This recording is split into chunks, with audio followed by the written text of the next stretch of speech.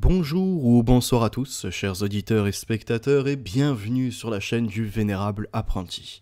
Vous pouvez soutenir avec le cœur, sans dépenser un centime, en plaçant un like, en saisissant l'URL et en la partageant sur différents réseaux, ou de façon simplifiée, en prenant la flèche juste en dessous et en propulsant les contenus. Vous avez aussi l'espace des commentaires pour vous exprimer, opinions, analyses, prospectives, faites-vous plaisir. Hier, j'étais chez Los Locos, assez connu tout de même, plus de 25 000 abonnés. N'hésitez pas à vous abonner, voire à le rejoindre par la suite. Si vous ne l'avez pas encore découvert jusque-là, vous marquez Los, plus loin Locos. Et sa dernière émission se nomme « Quand il y a un flou, il y a souvent un loup ». La thématique était axée sur l'écrivain Pierre Jovanovic, qui laisse entendre qu'il a un livre à paraître et que le gouvernement, avec peut-être des banques, l'ont persécuté. Ils ont fait une descente à sa maison d'édition avant de vouloir s'en prendre à sa maison personnelle. Chance pour lui, il n'était à aucun de ces deux endroits-là. Il était ailleurs avec son petit chat, tout va bien. C'est à peu près ça. Il a été entendu et propulsé par le média en 442 avec Marcel, dont nous allons reparler juste après. Géopolitique Profonde TV, mais également Idrissa Berkane, et puis bien d'autres intervieweurs jusqu'à ce qu'il arrive sur Ricardo. On apprécie ou pas le personnage, il y a des zones d'ombre, je vous l'accorde. Néanmoins, c'est le seul qui ne l'a pas brossé dans le sens du poil.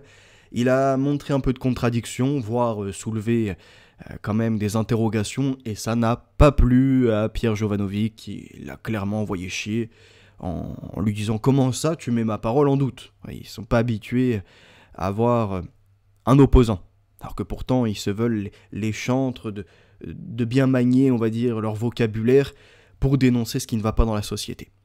Le média en 442 a eu tout intérêt à propulser cette propagande et ce buzz, puisqu'ils sont en recherche d'argent depuis un certain moment.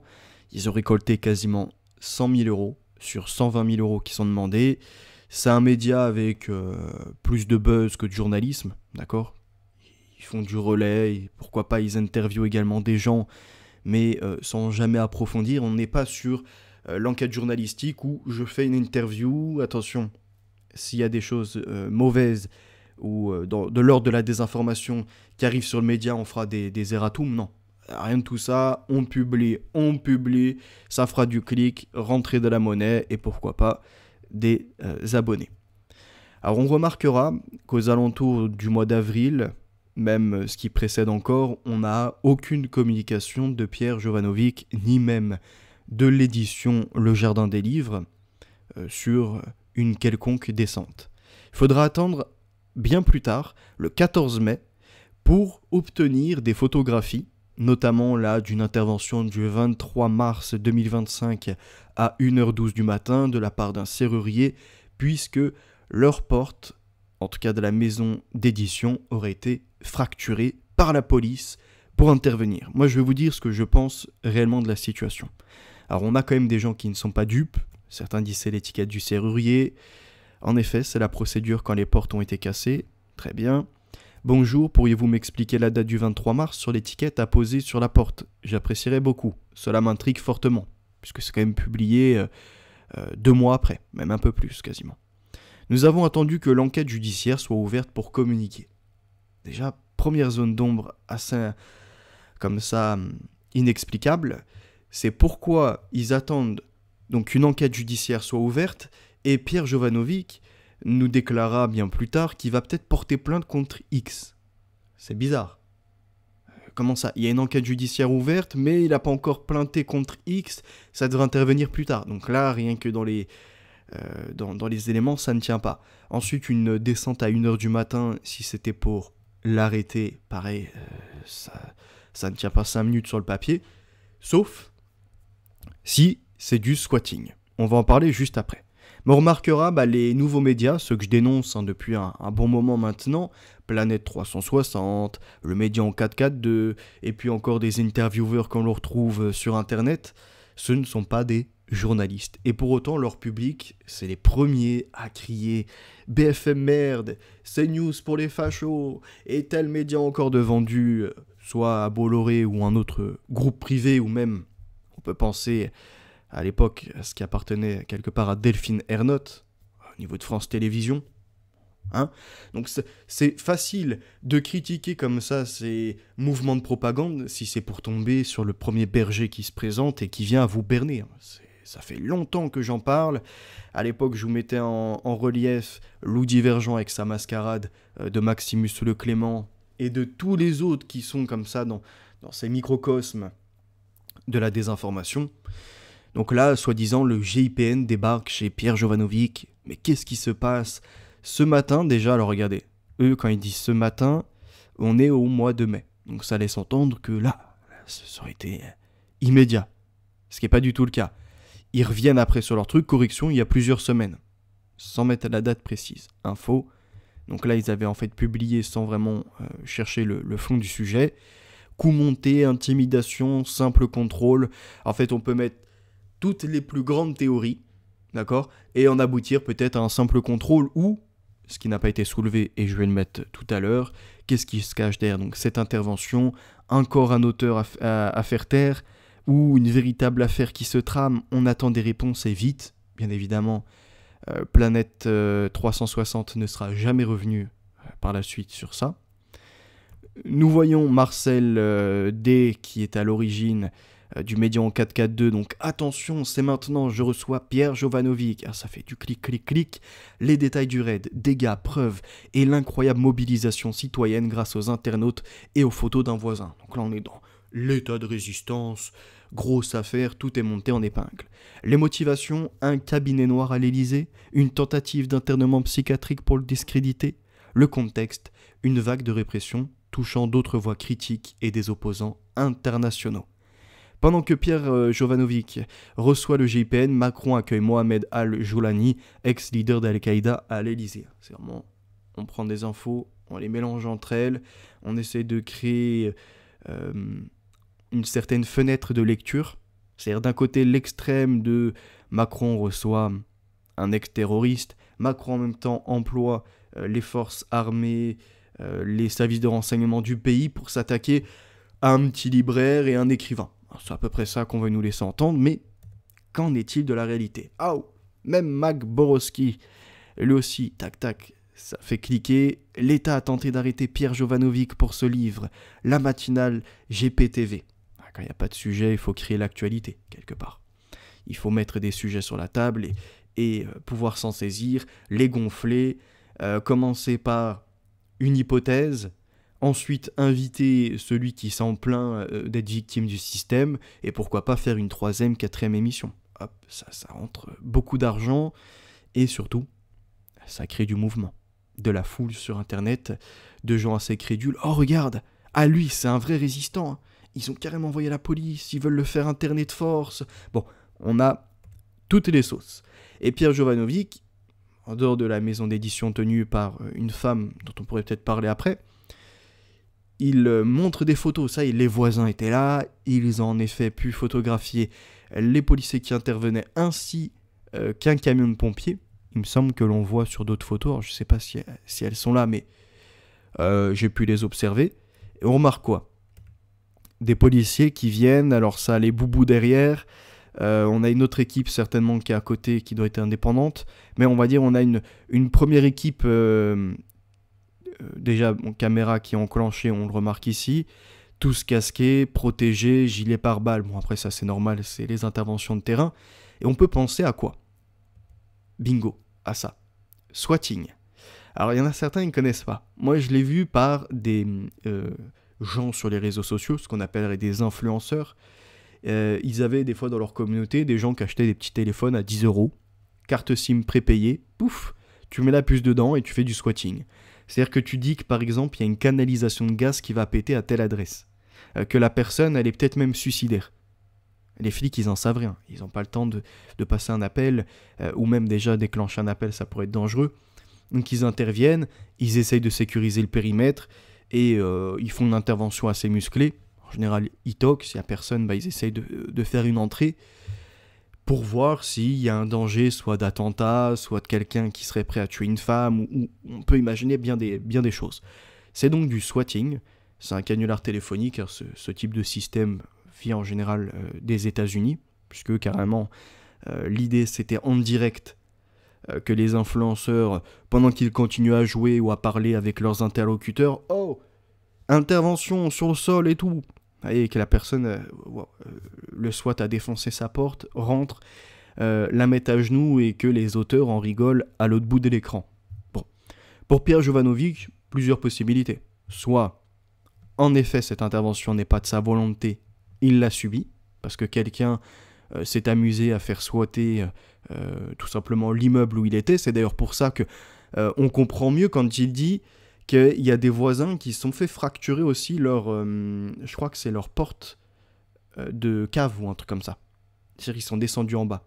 S'ils sont descendus dans les caves pour fracturer les portes, soit ils cherchaient du matos, soit peut-être ils regardaient au niveau des canalisations. D'accord, de gaz ou de ce qui peut en être. Voilà. Donc l'hypothèse, on en fait rapidement le tour, ça sert à rien de tourner en rond pendant 50 jours.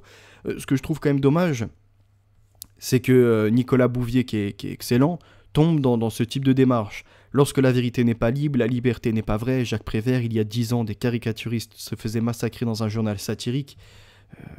Je vois pas pourquoi mettre tout ça en lien. En 2025, on envoie une armée milice d'État pour faire taire un écrivain qui alerte sur les dérives du système. Hop, ça a plongé. Vous en avez après bien d'autres qui sont clairement les deux pieds dedans.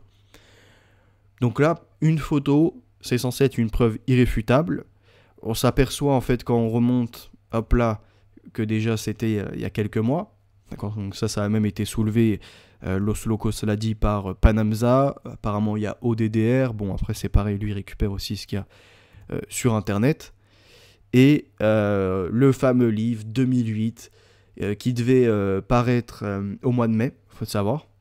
Parce qu'en fait, il y a une boutique de certains diraient extrême droite, ou peu importe, en tout cas religieuse, plutôt catholique, qui fait beaucoup la promotion de Pierre Jovanovic, et qui proposait déjà avant le mois de mai de passer les précommandes du livre. D'accord ?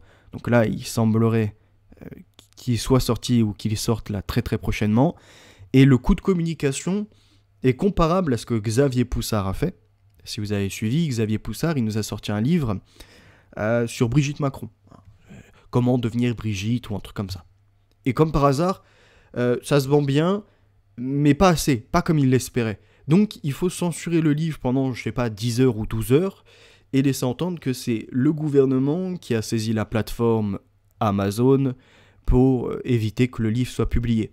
Mais gain de cause effectué, finalement le gouvernement n'est pas si puissant que ça, ils arrivent à faire remettre en impression et sur le devant de la scène le livre Comment devenir Brigitte. Donc la technique de Xavier Poussard qui est liée à géopolitique profonde, la propagande, on a compris, en fait c'est de la communication et ils sont prêts à tout pour ça. Pierre Jovanovic, là il vient de se faire prendre les mains dans le pot de miel, clairement, il est trop gourmand, il a voulu faire une répétition de ses techniques en si peu de temps, et pour les personnes intéressées, en fait on va sur le jardin des livres, donc Papers, qu'est-ce que disaient les papiers, que bon c'est vrai qu'il imprime pas mal de livres, mais c'est pas fameux. On a eu un bilan de 12 mois arrêté au 31 décembre 2018 qui montrait que c'était bon, il y avait un petit bénéfice quand même, aux alentours de 8 000 €, contre 13 000 sur la période de 2017-2018, il me semble. Et après, on descend, on voit quoi ? Situation arrêtée au 30 juin 2019, donc entre-temps, 2019 à 2025, il s'est peut-être refait une santé, je ne sais pas. Mais en tout cas, ce qui était inscrit, c'est qu'à l'époque, il était en perte. D'accord ? Perte des capitaux. Bon, il y avait des capitaux propres quand même de 125 262 € pour 11 693 de capital qui se trouvent séparés entre lui et madame, est-ce qu'on l'a là, son nom, la femme, voilà, et madame Marie-Hélène Kervatek, je crois, un truc comme ça, qui était d'ailleurs dans un groupe d'assurance, enfin de formation pour tout ce qui est de la banque et de l'assurance, d'accord ? Et puis Jovanovic avec ses petites parts dedans. Donc là, c'est intéressant quand même de voir en termes de situation financière, ça allait pas trop, c'est des fois difficile pour les maisons d'édition, après il s'agit pas de l'enterrer avec ça, mais c'est montrer finalement qu'il y a de la mascarade. Et je vais même aller plus loin après pour vous montrer jusqu'où on peut aller. En fait, c'est les mêmes techniques que pour Claire Sévrac. Claire Sévrac, on nous a laissé entendre, paix à son âme quand même, c'était une femme qui était gentille, assez prise dans ses thématiques. Mais on nous a dit, oui, Claire Sévrac, c'est la résistance, elle a été assassinée. Je vous ai toujours dit le contraire. Et j'ai même, dans ces livres, fait la recherche sur les sources. Vous voyez, des fois, il vaut mieux avoir du Wikipédia qui est vérifiable ou faire un duplicata d'un livre qui est sourcé que d'arriver à prendre des articles de blog. Et le problème, c'était ça. C'est-à-dire, ce que j'avais dénoncé de Loup Divergent, qui à une certaine époque, sur Internet, en mode influenceur complotiste, venait à mélanger des faits factuels avec ces petites histoires et surtout en mêlant des blogs qui sont invérifiables. Et ça, je lui avais reproché parce que il avait commencé à dire oui, en fait, une sorte de réédition de Quantel-Pro, dont on va parler après, et Quantel-Pro, c'était de la manipulation des services de renseignement, d'accord, pour tromper les autres pays ou un public.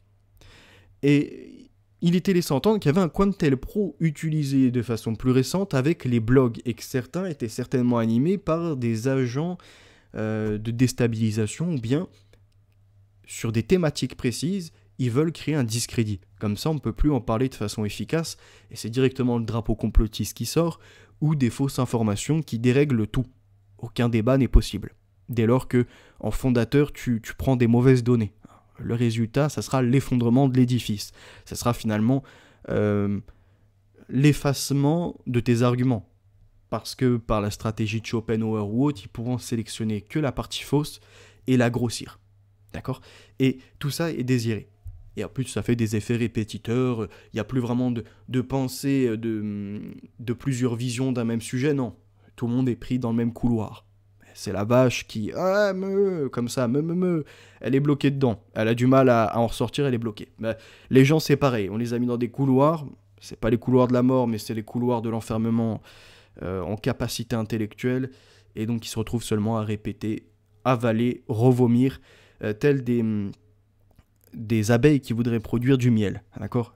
Elles ingurgitent pour régurgiter. Bon.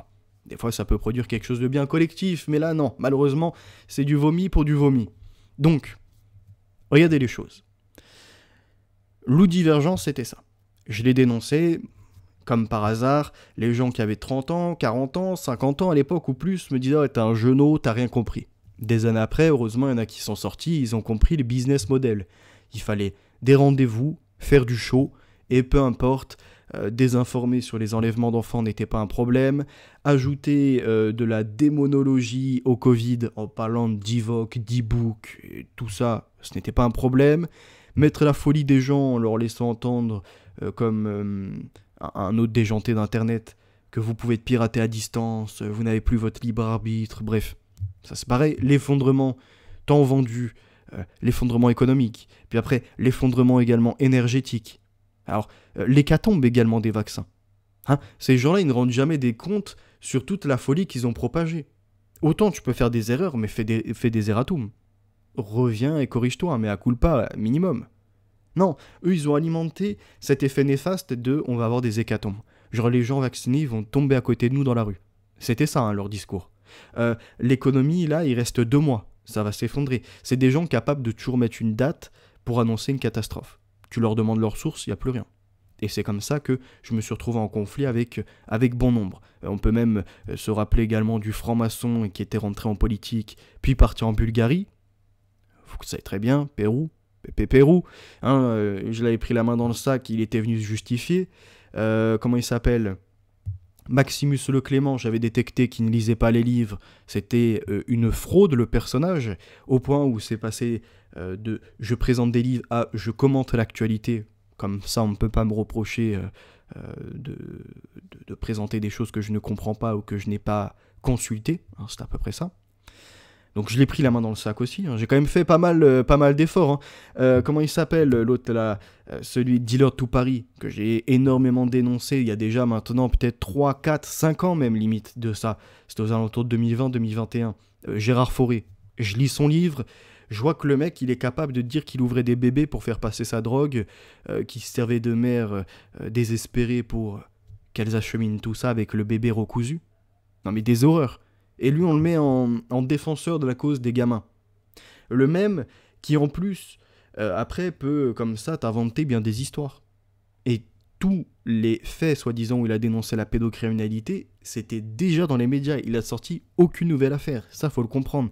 Par contre, il a été invité par des journalistes sans contradiction. Et ça, c'était grave. Ça prouvait que il y a des intérêts à créer des acteurs, voire de la désinformation, pour délaisser les vrais sujets. Et on l'a vu après animé avec Myriam Palomba, qui elle-même était en soi liée à un magazine qui pareil, publie pour faire du buzz, d'accord ? Donc tout ça, pour jamais être vraiment concentré. Comme des olives pour les gilets jaunes et bien d'autres. Vous comprenez cette stratégie de produire des fausses têtes et de gondoles. Il faut les mettre en présentoir, mais on sait que ça aboutira jamais. La publicité et la promotion est mauvaise. Ton produit, tu vas le payer plus cher au bout. D'accord ? En général, ce qu'en tête de gondole, c'est intéressant, puis quand tu regardes le prix au kilo, tu te fais baiser. D'accord ? Mais sur le papier, le packaging, il te promet qu'il y a une promo, que tu es gagnant. Bah oui, c'est pareil.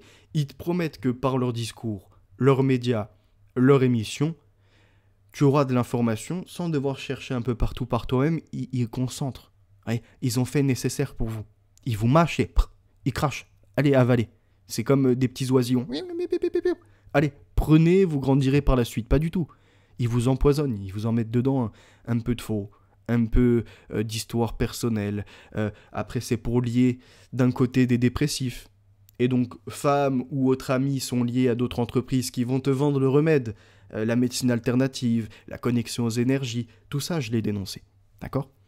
Et ce qui est intéressant, c'est de voir après à qui ils sont liés. Par exemple, Maximus, l'Alliance des religions, ah tiens, c'est lié à l'autre là, le traître, comment il s'appelle un écrivain, genre pour lui c'est toujours les juifs, Philippe Loncard-Dassac. Et comme ça, on remonte. D'accord ? Pour Gérard Fauré, j'avais fait le lien avec Salim Laibi. Il y a un gugus d'internet qui était venu pour me reprocher en mode « Pourquoi tu critiques Salim Laibi ? C'est un arabe, c'est ça ? C'est pour ça que tu le critiques ?» C'était ça qui me faisait comme reproche à l'époque, pour peut-être 6 mois, voire 1 an après, dire « Ah ouais, il y a une toile d'araignée, il y a des réseaux, il y en a certains qui veulent s'attabler. » Et au bout de peut-être 2 ans après, aboutir à « Ah ouais, Salim Laibi, c'est un vendu. » Et il veut nous faire croire, je vais pas le citer, mais il se reconnaîtra, qu'il est en avance, qu'il est bien plus intelligent, que je suis un petit crétin, je n'ai pas le bac, je suis stupide. Arrête un peu, tu venais manger chez moi l'information.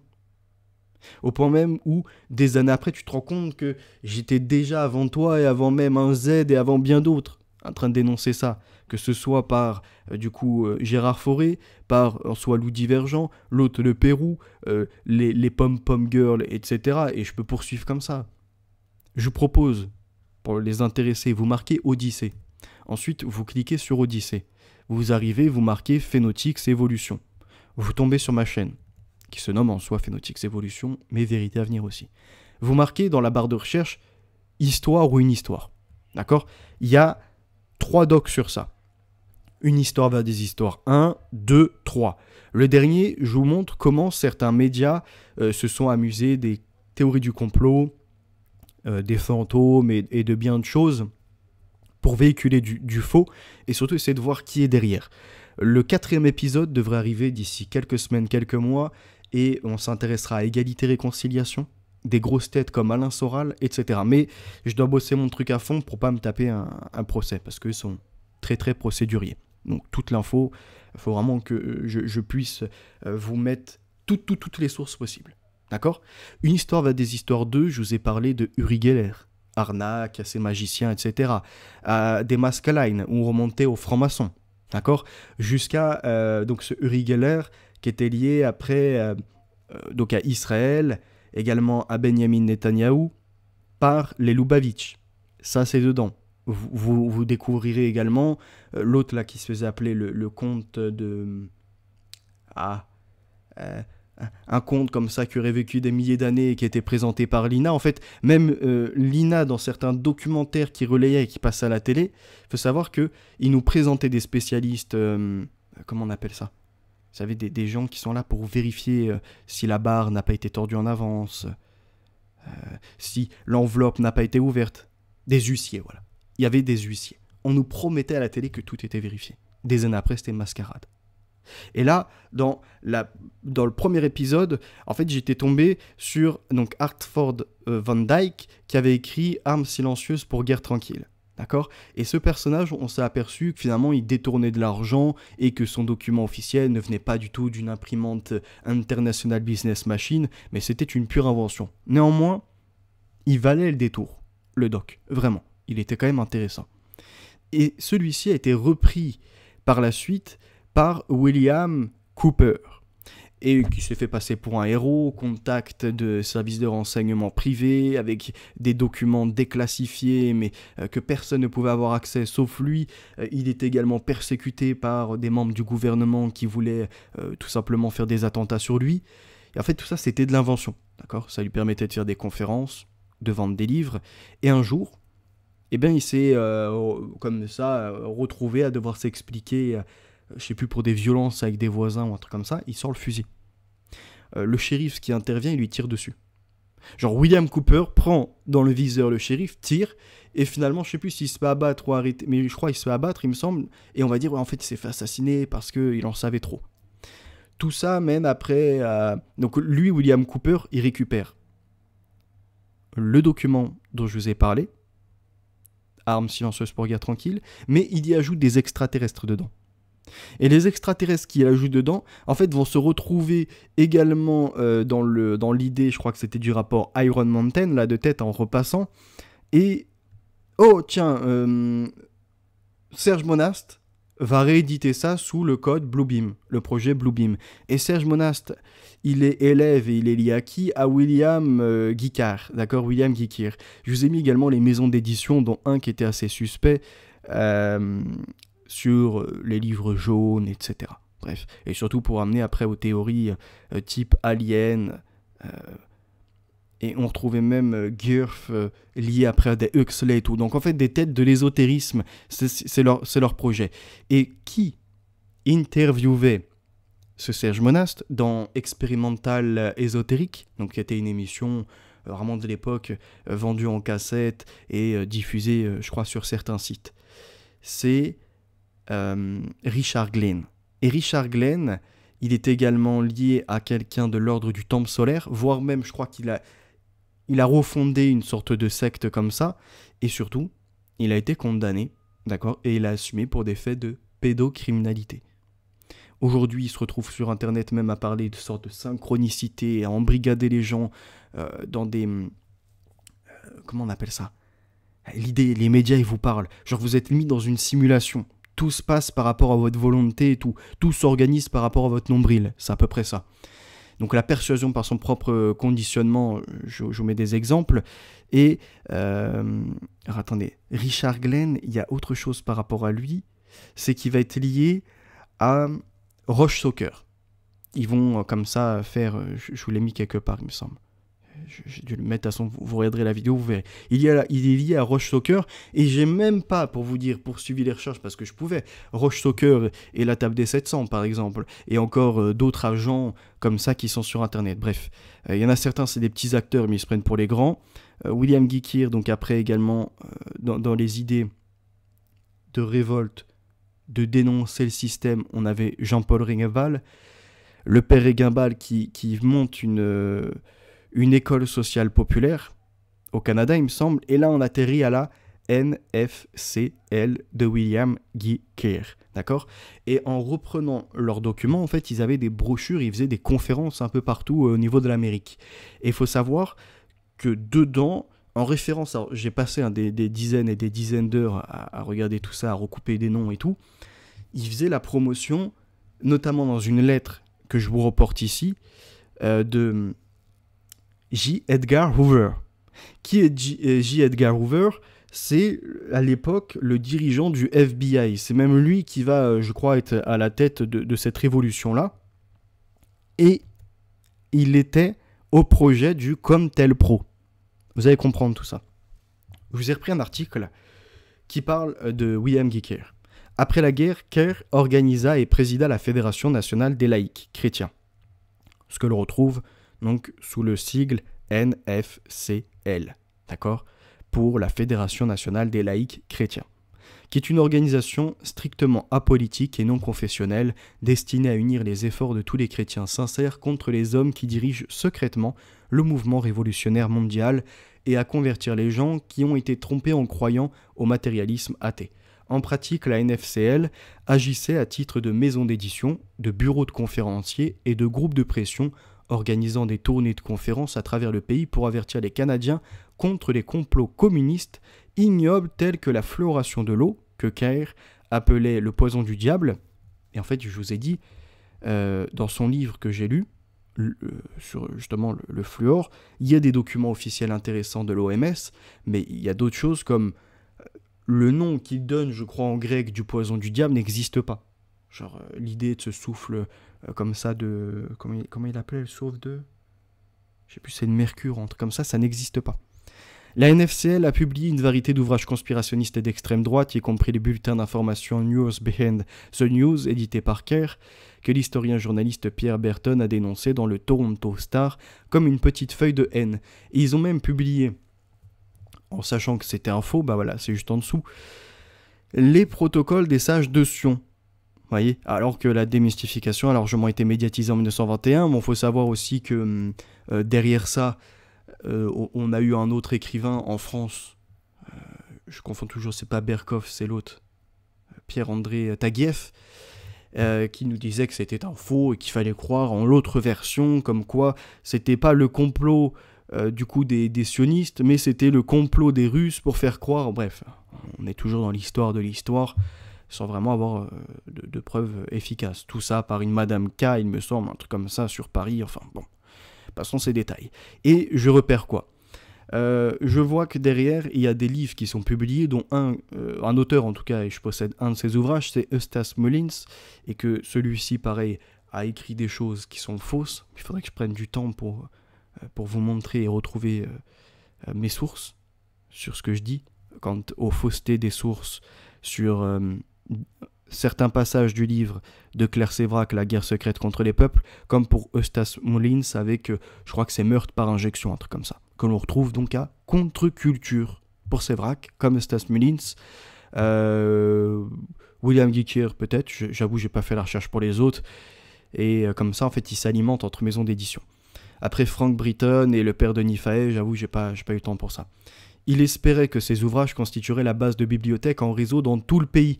Et c'est ce qu'on a retrouvé étrangement avec Loup Divergent et Monsieur K. Il y a un petit temps de ça, je les avais dénoncés quand ils parlaient de prendre de l'argent de leur public pour s'acheter un terrain qui sera donc du coup à leur nom, peut-être à une sorte de petite SCI entre eux arrangée, et sur ce terrain, eh bien les gens viendraient en plus généreusement bâtir, donc donner de la plus-value, créer une bibliothèque, un atelier pour être formé, je sais pas, peut-être du premier électronique pour montrer des batteries, d'accord, monter des batteries, ou bien encore, qu'est-ce que ça pourrait être, aller tailler du bois, enfin des choses, on va dire, pourquoi pas, qui pourraient être intéressantes, mais à ce moment-là, si vraiment vous voulez faire ça, investissez de vos deniers et le public vous le rendra en intervenant. D'accord ? En venant, en prenant vos conférences, vos formations, ce que vous voulez. Mais on remarque quoi rapidement ? Ils créent une situation de chaos. Ça a rapporté assez d'argent. Ils ont épuisé les thématiques. Ça y est, après ça tourne en rond. Il faut passer à la suite. Comme les gens sont paniqués, eh bien il faut leur vendre une solution. De la paix. Donc un atelier ou bien des livres ou encore des sites pour l'énergie.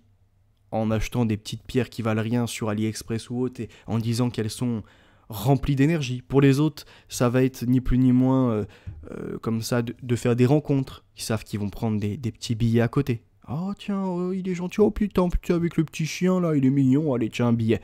Ils savent comment s'organiser pour vivre, allez ils ont au moins 2 SMIC au minimum par mois qui tombent. 2 communications sur les réseaux. C'est-à-dire que leur premier mouvement, c'était vraiment de dénoncer le système. D'accord ? Je pense que la plupart, ce n'était pas des ouvertures de brèche juste pour profiter d'un public crédule. Non, ils ont ouvert les choses.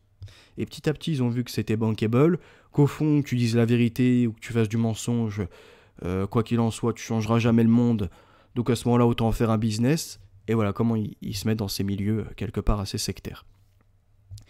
On remarquera que Carr s'est inspiré de Nesta Webster, qui est plutôt pas mal, mais bon, il y a des sources à revoir. Léon de Poncin, donc pareil, il y a pas mal de choses à dire. Du canular de Taxil, également de John Ray Benson, de Augustin Baruel. Après Baruel, peut-être que certains préfèrent l'apprécier un peu plus. Quoi qu'il en soit, Taxil, donc c'était de la manipulation, comme d'ailleurs pour ce qui est également, je vous l'ai dit, je vous ai fait une capsule sur l'autre là, comment il s'appelle, un écrivain qui est repris par pas mal de gens. Distinguer le serpent de la corde, merde, comment il s'appelle? C'est... j'ai oublié son blaze, alors attendez, on va essayer de le retrouver rapidement. Tac, tac, contenu. Si je le trouve pas rapidement, c'est pas grave, on passera, mais je sais qu'il est quand même intéressant à dénoncer. Voilà, il est là, les super inconnus, René Guénon. Celui-ci... Et pareil, en fait, il s'est fait passer pour un anti-maçonnique alors qu'on s'aperçoit qu'il est le SI, le supérieur inconnu, voire ce que l'on appellerait le maçonnique soufi. D'accord ? Après, si vous voulez en savoir plus, en 2h20, je vous fais une première partie. Il faudrait que je m'attelle après 3 mois à faire la deuxième, peut-être. Quoi qu'il en soit, donc, c'est aussi William Guiquer, en dehors du canular de Taxil. Donc, pour tromper vous avez compris, hein, l'Église, le catholicisme, c'est comme René Guénon, hein. Il se fait passer pour celui qui peut être recruté par les catholiques, alors qu'en fait, il manipule le Vatican. Eh bien, William Guiquer, il en a été de même avec sa lettre d'Albert Pike sur cette troisième révolution mondiale, cette troisième guerre mondiale. Tout était anticipé, déjà écrit. C'est lui qui en est à la base. D'accord ? Et maintenant, quand vous creusez plus loin, alors, on pourrait voir, après, soi-disant, il dénonce les Illuminati, la synagogue de Satan. J'ai plein de livres de William Guiquer, pour vous dire. Parce qu'à l'époque, quand j'avais peut-être 17-18 ans, je me laissais facilement leurrer. Et oui, il y en a certains sur Internet, ils hurlent à la mort, hein, je les entends. Ils se dévorent jusqu'à la chair quand ils savent que j'ai que 27 ans. Et je dis, putain, il est jeune et il est déjà assez formé quand même à ne pas se faire tromper, à lire des livres en prenant du recul et pas seulement être là à passer les pages et à se faire laver le cerveau. Il a quand même un esprit critique, il est capable de construction, de faire des émissions correctes, avec un bon vocabulaire que j'essaye de jour en jour d'élargir. Alors ça leur met la mort. Hein, il y en a certains, ils m'inventent une vie. Bref, on va pas refaire les descriptifs de ces personnes et de ce qu'ils peuvent déclarer sur moi, mais... allez, si tu veux un minimum être crédible, je sais pas, fais une caricature, fais des choses drôles, sois pas dans le graveleux, sois pas même dans des choses sordides qui te passent par ton imaginaire malade. Il y en a certains, ça parle de fesses, d'élargissement, bref, ils ont des gros problèmes. Hein. On voit très bien que c'est la psychiatrie, ces personnes. Mais revenons-en à ceci. Pour le livre de William Guiquer, il y en a un où il nous laisse entendre que quand il y a eu la guerre de Waterloo, la bataille de Waterloo plus précisément, Nathan de Rothschild a fait affréter donc de la flotte, d'accord, si vous préférez, il a fait venir des bateaux pour rapidement se rendre en Angleterre, faire une spéculation et jouer. Et en fait, tout ça a été découvert par la suite par un pigeon voyageur qui avait fait tomber un message, et donc on l'a trouvé, et on a su dire à 100% que c'était en effet une manipulation des Rothschild. Voilà ce qui est vendu. Et les gens, ils gobent. Ils prennent l'info tranquillement et ils avalent. Donc là, c'est pareil, après cette histoire de lutte que Lucifer et ses disciples ont menée pour le contrôle de l'univers, il y a des choses intéressantes. Faut pas se leurrer. Mais il y a beaucoup de désinformation. Même là, imaginons on arrive à une troisième guerre mondiale. Pourquoi pas ?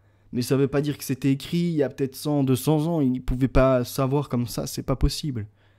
Et même si ça avait été écrit, on aurait au moins un document officiel. Là, il n'y a rien qui atteste. C'est que eux qui disent « j'ai vu de ceci, de cela, on m'a rapporté ». D'accord ? Qu'on remarque. Alors après, bon, je vous laisserai découvrir la suite de cet article. Voilà, selon Kerr, hein, la conspiration mondiale avait orchestré la Première Guerre mondiale pour bolcheviser la Russie, la Seconde Guerre mondiale pour établir Israël, deux revendications qui s'appuyaient sur des mythes antisémites du judéo-bolchevisme et du contrôle mondial sioniste. Maintenant, le devoir n'est pas de balayer ces assertions d'un revers de main. Il s'avère qu'en effet, la Première Guerre mondiale a bien servi les bolcheviks et face aux mencheviks, je crois mencheviks, et surtout la seconde pour établir Israël à la suite du redécoupage Saïk-Picot, entre autres, où on renversait une autre domination, un empire précédent pour faire un redécoupage de cartes. Et que ça a quand même servi, en effet, certains sionistes. Il ne faut pas non plus, comme ça, tout jeter. Non. il y a besoin de réétudier les choses. Les barons de l'argent, donc après, bon, vous voyez, famille Rothschild, Rockefeller, c'est toujours la même chose. Il faut essayer d'aller un peu plus loin. Puis en plus, ce qui est étrange, c'est que par exemple, par rapport à la famille Rothschild, alors attendez, hop, que j'arrête de faire ça, par rapport à la famille de Rothschild, ils ne vous parlent pas de la vie de Césarée. Ouais. Ils ne vont pas creuser sur les premiers Arabes là-bas qui travaillaient pour eux, et les autres qui étaient en totale opposition. Non, ça va vraiment faire uniquement que de l'outrance. Donc, pour revenir à ceci, attendez, mince, j'avais quitté la vidéo, bah c'est pas grave, comme ça vous pourrez voir comment ça fonctionne. Donc là vous marquez histoire ou une histoire, histoire, tac. Vous prenez le premier épisode qui est ici, hop là, on ferme, il faut que je montre quelque chose. Il faut que j'arrive juste à retrouver le passage correct, parce que je ne l'ai pas pris avant de... Tac, tac, tac, tac, tac. Union britannique. Ah bah c'est là, c'est dans la promotion des auteurs. Dans la promotion des auteurs. Ah, attendez, hop.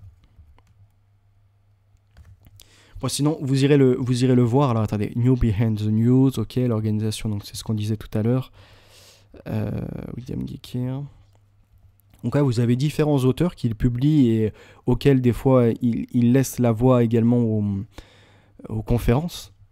Vous avez plein de thématiques, hein. Mais la première chose à comprendre, c'est quoi là-dedans? C'est qu'en fait, le membre du FBI dont nous allons parler juste après, qui est J. Edgar Hoover, qui est à la base de COINTELPRO, eh bien, il a favorisé à créer des idées de conspiration, même des fois pour se retourner contre l'Amérique, mais pour dire que c'est une certaine part de l'Amérique qu'il faut dénoncer, parce que derrière, c'est le communisme. En fait, préparer le cerveau des gens à se dire qu'il y a une infiltration, mais qu'on peut récupérer le pouvoir, soit de façon militaire, en renversant le Deep State, et que derrière... L'adversaire, un peu comme dans la série Mr. Robot, l'adversaire qui pilotait tout, c'est les Chinois. Oui. C'est le communisme. Alors, il faut juste que je retrouve... ça serait cool, quand même, de vous le mettre en visuel. En fait, il y a une lettre qui a été échangée. En plus, comme par hasard, la qualité se détériore parce que j'avance trop vite. On va essayer de retrouver comme ça. Oui. Et il fait des caprices, là, sur la fin de vidéo. Il veut pas que je le voie, le... Ah, on va y être. Ça, c'est Rockefeller. Hop là. J. Edgar Hoover, normalement, il est là. On y arrive. Hein. Ah, Nesta Webster. Tac, tac, tac.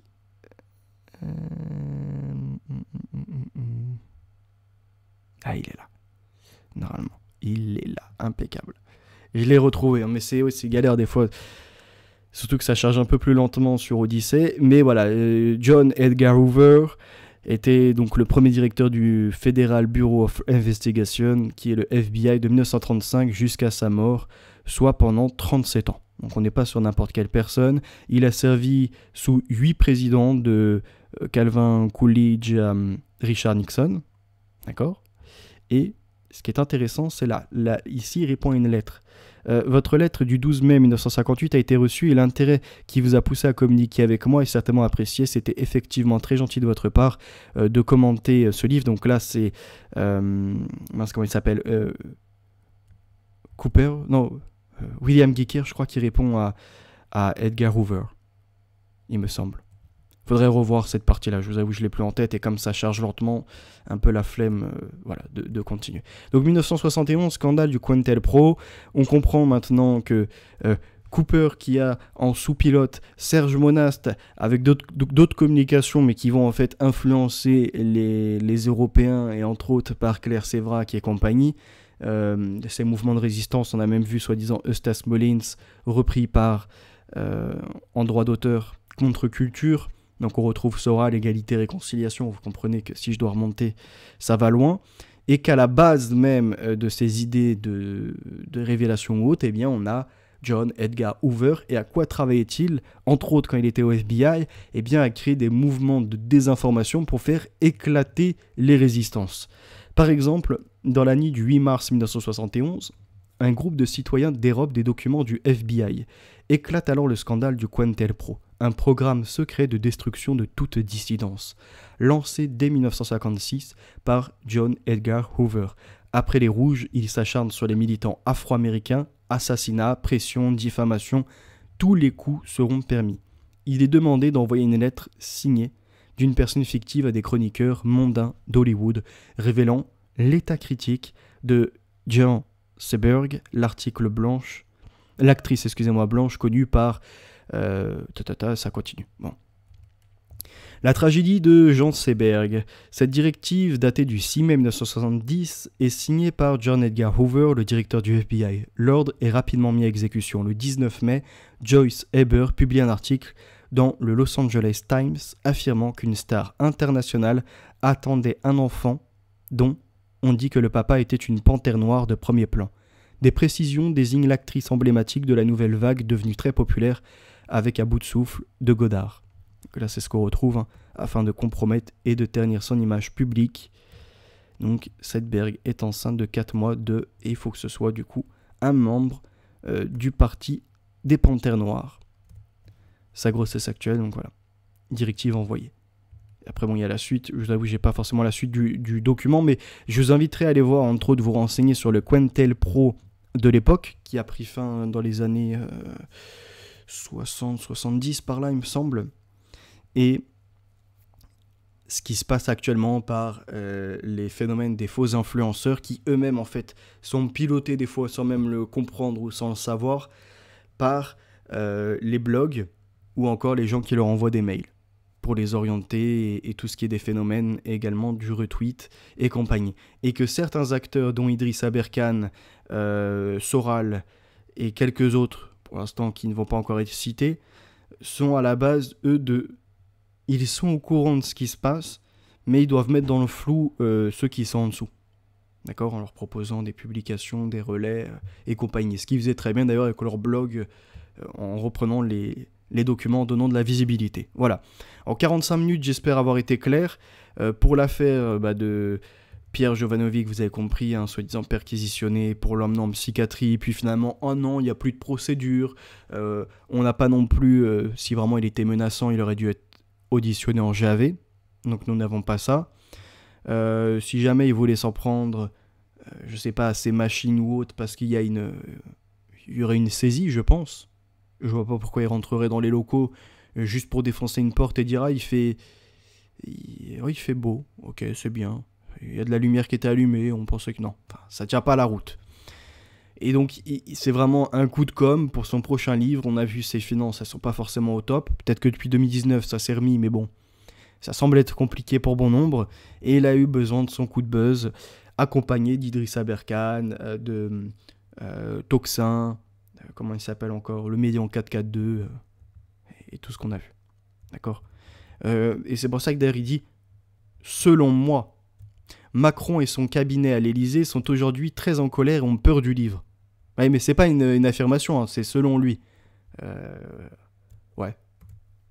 Franchement, je ne savais pas que ce livre leur ferait aussi peur au point de vouloir m'interner en psychiatrie. Aucun document atteste de cela. Nous n'avons pas de démarche, ou même il aurait été entendu par un médecin pour y aller. Soi-disant, selon lui, il voulait l'interner en psychiatrie, et ils ne l'ont pas trouvé du jour au lendemain. Alors, allez, on abandonne l'opération, on le laisse libre. C'est pour cela que la police est venue chez moi à 1h du matin à défoncer ma porte. Déjà, pour qu'il y ait une intervention, si c'était lui qui était visé, c'est à 6h du mat en général. Si vraiment après, en effet, il y a un swatting, ça peut être à 1h du mat, mais bref. Ils ne donnent pas toutes les infos. La seule chose qu'ils ont communiqué, c'est quoi ? C'est 2 mois après, donc un numéro sur la porte, qui est ni plus ni moins le serrurier intervenu, une porte fractionnée sur le côté, d'accord ? Voilà, qui est en mise, pas sous scellé, mais en tout cas, pour éviter que les personnes rentrent, ils ont mis un morceau de bois.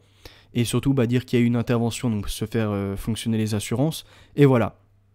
Et après, le relais, il a pu aller partout, même Planète 360.